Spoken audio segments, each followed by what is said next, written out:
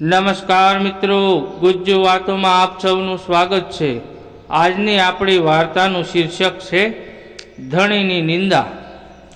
ભાલ પંથકના બોરુ ગામના ગઢમાં છાના માના વાવડ મળ્યા કે ભડલીની કાઠિયાણીઓ સમાણુ દેવીને દર્શને આવી છે। ભારોજી ઠાકોરે આનંદમાં આવી જઈને પૂછ્યું, એલા કોના ઘરના? બાપુ, ભોજ ખાચરના પડના જ ઘરવાળા। મૂછો ઉપર હાથ દઈને વાઘેલા રાજા બેઠો થઈ ગયો। એણે આજ્ઞા કરી, ઘોડા ઘોડા ઘોડા સાબદા કરો। આજ કાઠીઓ નહીં ખબર પાડીએ કે રાજપૂતોના વેલડા લૂંટતા કેટલી વિશે શો થાય છે। ભોજ ખાચરના ઘરની આઈઓ તે મારી મા બહેનો છે। હું રજપૂત છું, પણ મારે આજ તો આ ફાટેલ કાઠી ડાયરાને અનીતિના માર્ગ છંડાવી દેવા છે। ભારોજી રાજ ચડ્યો। સમાણીના થાનકમાં કાઠિયાણીઓને ખબર પડ્યા કે વાઘેલા રાજા ઓજણા વાળવા આવે છે। કુંજડીઓની માફક કાઠિયાણીઓના કળેલાટ બોલ્યા। અબળાઓને એકે દિશા સૂઝતી નથી। એણે ચારે દિશામાં આકુળ વ્યાકુળ નજર નોંધી। સામે એક ગામડું દેખાણું। પૂછ્યું, ભાઈઓ, કયું ગામ? ઉતેળિયું। ગાડા ખેડૂએ કહ્યું, કોનું ગામ? વાઘેલાનું। આય, એ બધા પણ ભારાજીના ભાયા જ થાય છે। ફિકર નહીં બાપ, આપણા વેલડા ઉતેળિયાના ઝાપામાં દાખલ કરી દો। એ રજપૂત હશે તો નક્કી આપણા રખવાળા કરશે। કાળો કળેલાટ બોલી ગયો। વેલડા ઉતેળિયાના ગઢમાં જઈ ઊભા રહ્યા। દરબારને બધી હકીકતની જાણ થઈ। એને કહેરાવ્યું, આઈઓ, હૈયે જરાય ફડકો રાખશો માં। ભારોજીનો ભાર નથી કે મારે શરણે આવેલાને આંગળી લગાડે। ભારોજી ભાલું હિલોળતા આવી પહોંચ્યા। ઉતેળિયાના ધણીએ ગઢને દરવાજે આવીને કહ્યું, વાહ, રજપૂતનો ધર્મ તને શીખવવાનો હોય? અહીં ગઢમાં પગ મૂકીશ તો સામસામા લોહી છંટાશે। બાકી હા, ઉતેળિયાના સીમાડા વળોટે એટલે તારે ગમે તે કરજે। રજપૂતે રજપૂતની આંખ ઓળખી લીધી। ભારોજી પાછો ફરી ગયો। ઉતેળિયાના ઠાકોરે ભડલી સમાચાર પહોંચાડ્યા। ભોજ ખાચર મોટી ફોજ લઈને આવ્યા। કાઠિયાણીઓ તો ભડલી ભેળી થઈ ગઈ, પણ ભોજ ખાચરના મનનો ડંખ કેમ જાય? બોરુ ગામને માથે ભોજ ખાચરના ભૈરવ જેવા પ્રચંડ કાઠીઓ ત્રાટક્યા, અને એ ધીંગાણામાં ભારોજી કામ આવ્યા। ભોજ ખાચર ભારોજીનું માથું વાઢીને પોતાની સાથે લેતા ગયા। સ્વામીનો ઘાત થયો સાંભળી ભારોજીની રજપૂતાણીને સત ચડ્યું। કાયા થરથર કંપી ઉઠી, પણ ચિતામાં સડાય શી રીતે? ધણીનું માથું તો ખોળામાં જોઈને રાણીએ સાદ નાખ્યો, લાવો કોઈ મારા ધણીનું માથું લાવો, મારે એને છેટું પડે છે।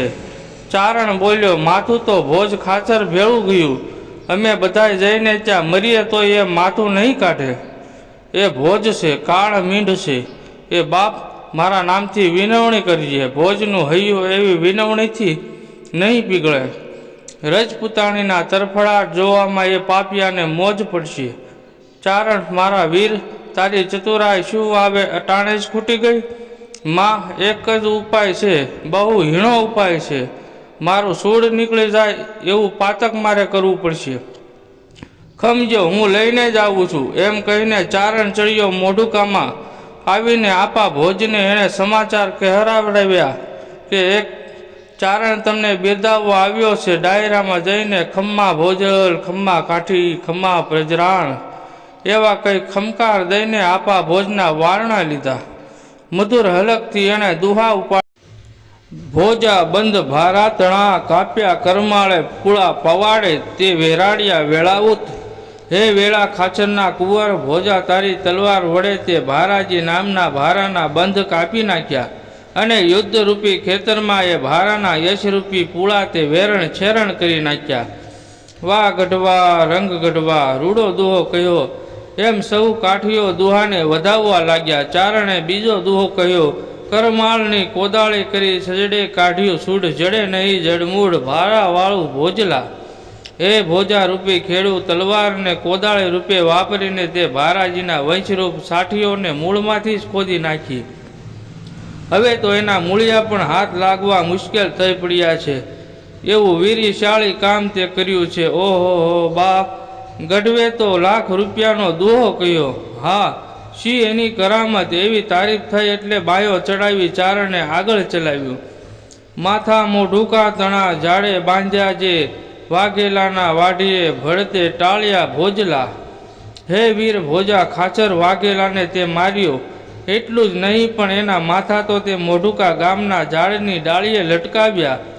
એમ એક બે ને ત્રણ દુહા કહેવાતા તો ભોજ ખાચરના પાસાબંધી કેડિયાની કસો તૂટવા માંડી.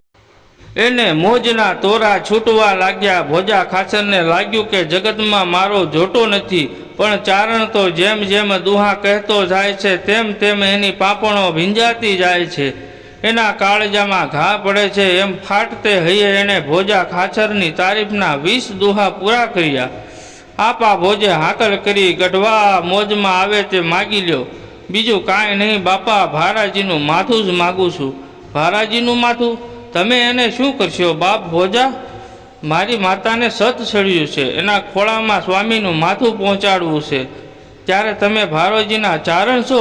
હા બાપ, લાવો માથું. મારી માતાને અને એના ધણીને મળવાની વાર થાય છે.